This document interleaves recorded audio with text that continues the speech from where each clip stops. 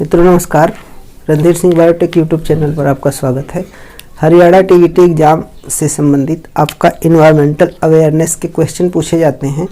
तो आपका लगभग 1 से लेकर 6 लेक्चर आपका मैंने इन्वायरमेंटल अवेयरनेस पर्यावरण जागरूकता के संबंध में लगाया है। 7वां लेक्चर है, तो लेक्चर 7 है। आप इसको देख लीजिए। 10 से 15 मिनट में पूरा एक्सप्लेन कर दे रहे हैं। तो आपका इकोसिस्टम में पिरामिड से संबंधित क्वेश्चन पूछे जाते हैं। इससे पहले आपने देखा था कि आपका इकोसिस्टम था, इकोसिस्टम को प्रभावित करने वाले कारक वगैरह के बारे में हमने बताया था। और फूड चेन, इसके पहले हमने आपको बताया था, ट्रॉपिक लेवल बताया था। तो उसी का मतलब एक होता है आपका, उसमें आपका भार का और संख्या के आधार पे पिरामिड होता है। तो क्वेश्चन पूछा जाता है कि पिरामिड शब्द किसने दिया था? तो इल्टन ने। किसने?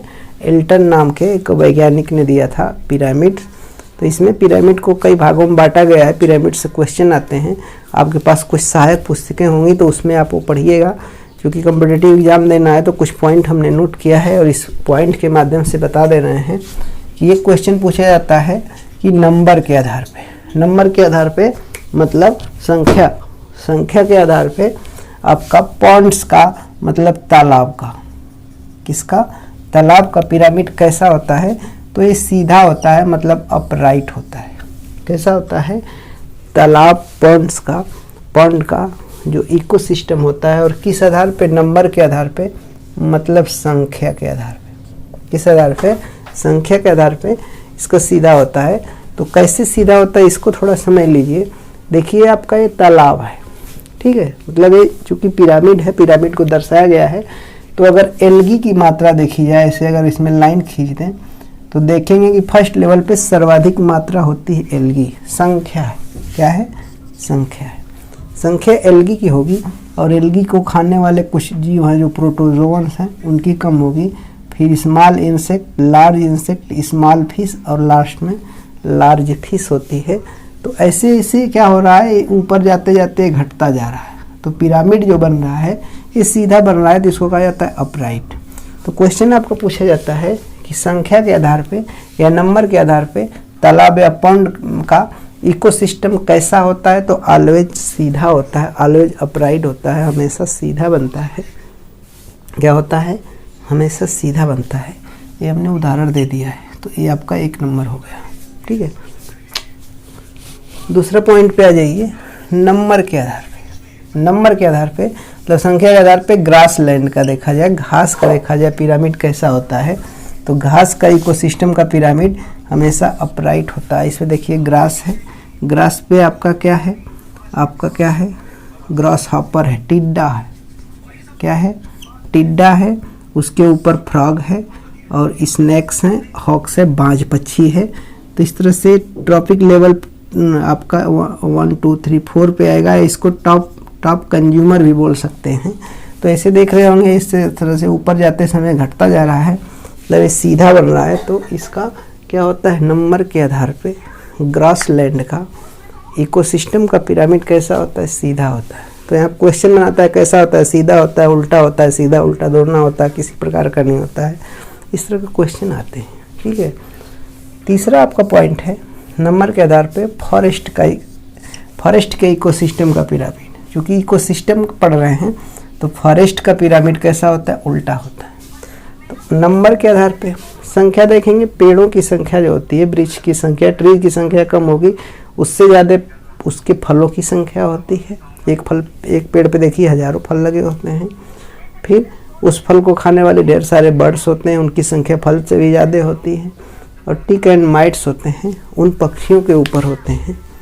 तो टोटल अगर जोड़ दिया जाए, ठीक है, तो देखा जाए तो इस तरह से उल्टा हो जाएगा। इसकी संख्या के आधार पे जो ये बन रहा है उल्टा बन रहा है, ठीक है। तो एक ऐसा होगा, उल्टा होगा, ठीक है। तीसरा 3 हो गया। 4 नंबर देखिए, मास के आधार पे पॉन्ड्स इकोसिस्टम का जो पिरामिड है ये उल्टा होता है। ये देखिए आपको हमने बता दिया है, इसके आधार पे है, मास के आधार पे, भार के आधार पे। ये देखिए एल्गी है, पूरा एल्गी जितना होगा उसको इकट्ठा करके वजन कर दिया जाए तो इसकी मात्रा जो होगी कम होगी, ठीक है। तो मात्रा कम होगी, ठीक। तो ये देखिए है, उसके बाद प्रोटोजोआ, फिर स्मॉल इंसेक्ट, लार्ज इंसेक्ट, और मतलब पूरा ऐसे इसकी संख्या देखा जाए तो लार्ज इंसेक्ट जो हैं वो किसके आधार पे, मास के आधार पे, मतलब भार के आधार पे। ठीक है, तो इनका बड़ी मछलियों का भार अधिक होगा, इस जलगी का कम होगा। टोटल का अगर एवरेज किया जाए तो ये उल्टा होता है। ठीक है, तो आपका हो गया 1 हो गया, 2 हो गया, 3 हो गया, 4 हो गया, तो ये उल्टा। ठीक है, अब एक क्वेश्चन ये है बहुत इंपॉर्टेंट है, बहुत बार पूछा गया।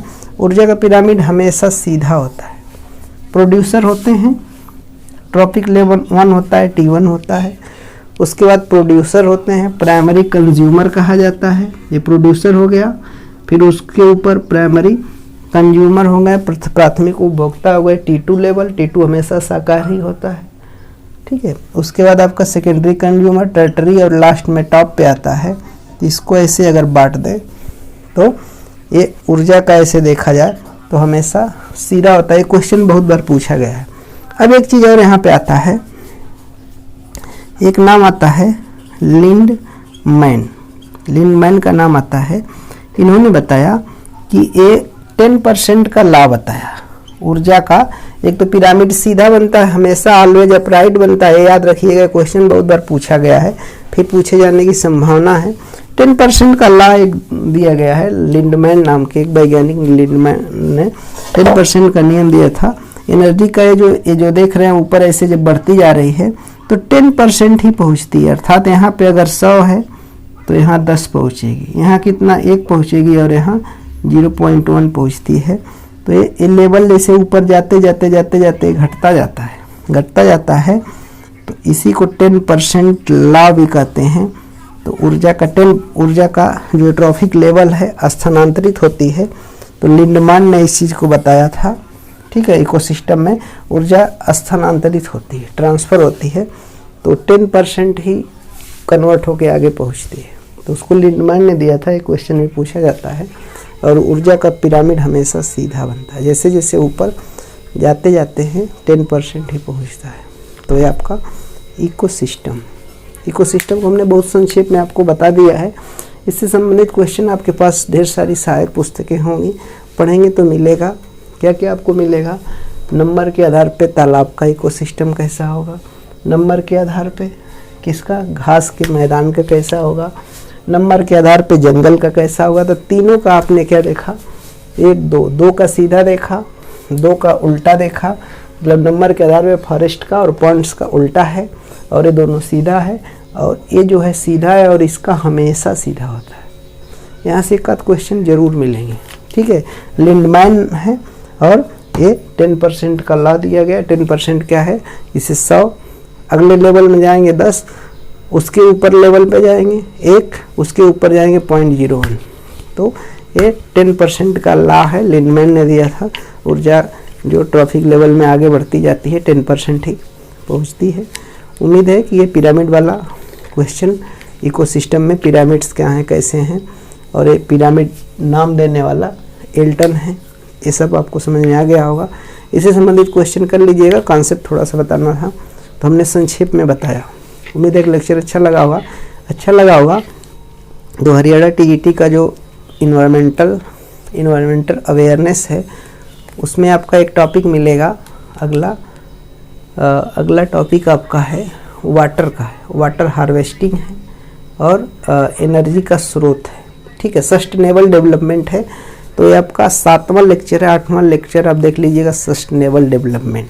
और कमेंट करके ज़रूर बताइएगा कि लेक्चर कैसे लग रहे हैं। हरियाणा टीजीटी देना है, फिजिकल एजुकेशन का अगर देना है, फिजिकल एजुकेशन 8 बजे मैं डेली लाइव क्लास चलाता हूँ, खूब धुआंधार पढ़ लीजिए।